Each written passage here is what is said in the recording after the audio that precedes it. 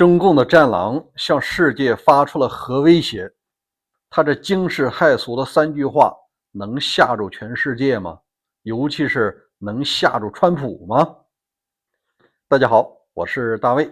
美西时间的7月8号，今天美国的 ABC 全国广播公司头条登了个大新闻，中国的战狼居然开始威胁全世界了，明里暗里就差提美国名字了。这个报道实际上是一个电话连线采访，我给大家整理了一下这位战狼他到底说的是什么。先交代一下背景这个战狼属于是在野的，他叫做中国全球化智库副主任高志凯。过一会儿我还告诉你他曾经威胁过谁。他今天说的这3句话，第一句话是中国核导弹可以打到全球任何地方，只需要20分钟。你看全球覆盖吧。第二，他说中国的核弹数量就是一个战略模糊，有人说我们500，有人说600，有人说1000，不重要，重要的是任何一个核大国如果想挑起战争的话，它都会得到毁灭。这就讲到它的数量，为啥呢？你数量越多，你的拦截能力也就越弱。咱就说1000枚吧，你10%打中了，也能够消灭一个有核国家了。第3句话，这个特别气人，因为有记者提到说，在7月7号，中国在和田艇上试射了一枚洲际弹道导弹，直接打到那个南太平洋了。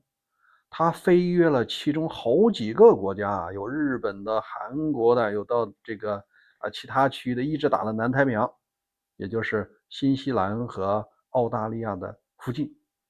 他就讲了这件事儿你澳大利亚应该感谢中国。他怎么这个理由怎么来的呢？他说至少我们提前告诉你了吧。他的意思就是我随便打，全球20分钟之内我有这个权利，我告诉你了，你得感谢我。你看多狂妄。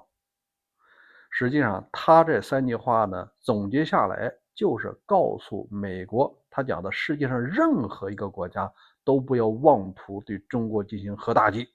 你看世界上能够对中国进行核打击的有几个呀？一张手都数过来不超过10个他的意思是你打击我，我一定能让你灭国。在这儿呢，我们来说一下这个人物他代表习近平吗？我们首先明确一点，这个人物他曾经是前中共的太上皇邓小平的英文翻译，他在中国外交部担任翻译司的官员，专门给邓小平担任翻译的，整整干了5年。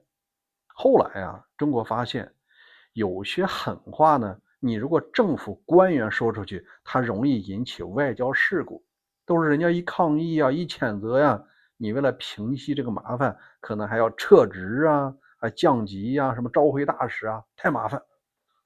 但是你又想把中共这种狠话说出去，那干脆就找个嘴替嘛。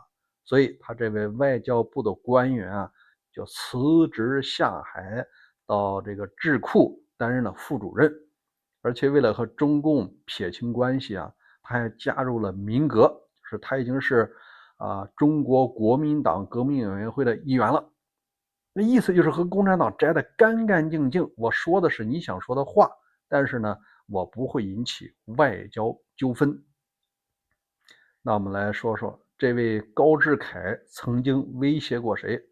中国的邻国基本上都被他威胁过一遍。你比如说吧，在2022年佩洛西访问台湾的时候，他就放了一句狠话。当时的佩洛西已经是82岁了，他提到佩洛西在死之前一定会看到中国统一台湾。你看80多岁，咱就说100岁吧，那10来年他的意思就能完成所谓的这个吞并台湾。除了这件事之外他还威胁过这个菲律宾，就是菲律宾，你不要造次，也不要指望和美国走得太近，不要引进域外力量破坏亚太的平衡。我们的东风61，知道什么意思吧？那就是一枚核弹呢，可以带60枚小的子核弹，再加上一枚氢弹。你看这大话他能说得出来，实际上那只能带10枚啊，但明显他是吓唬人。那第三个，他还威胁过印度。他说印度啊，你也不要和美国走得太近，也甭发展核武器。你那个恒河应该成为高支凯线，哎，我和你的邻居那个相邻的线应该在那儿，那就相当于把印度的一半国土啊分给中国。剩下的他还威胁过日本啊，说那么琉球地位未定啊，他就应该独立。他还威胁过台湾呢，在2025年和一个网红连线的时候，他提到说台湾应该再发生一次这个西安事变，彻底解决台湾问题，也就是说把这个领导人啊给扣起来，或者是绑架起来，归顺中国。那你问了，这家伙整天的替中共，尤其是习近平去讲这个话，他是自选动作呢，还是奉旨讲话呢？在这儿呢，这就涉及了一个默契的问题。如果说上面不想听的话，你放心吧，他绝对不敢说，你借给他100个胆子都不敢说。他说的一定是上边让他说的，或者说默许他说的。因为他在过去的10几年一直威胁邻国的话，这样说着，他受到处罚了吗？一点也没有，人家进出中国来去自由，还经常呢代表中国在全世界的舞台上忽悠晃悠着。这说明什么呀？就是要让他说呀。在这儿呢，就想起了那个俄罗斯总统普京，他也有这么一个嘴替，那就是他的国家安全会议的主席叫梅德韦杰夫。原来呢，他曾经担任过一次的总统，和这个普京啊，一个人总理，一个人总统，玩这个2人转。你想想，俄乌战争以来，这不5年了吗？他到底威胁了世界多少回？威胁了欧洲多少回？威胁了美国多少回？动不动就讲他要讲他的核武器。所以说啊，这个核武器说多了以后，信的人呢就越来越少了。但是中国不一样，既然说他在2026年说出去了这些话，那接下来啊，世界真的要琢磨一下，像老习这种混不吝的人，愿意冒险的人，他弄不好就开始搞点事情出来。也许台湾民众你更要小心了。如果说他这句话真的把川普吓住了，川普在对台湾的武器卖的时候人为的给你延期了，这不就形成了一个非常危险的窗口吗？而这个川普他还真吃这一套。你想，连伊朗这种无核国家，他都无可奈何，最终都有可能会求人家来签这个备忘录，签这个协议。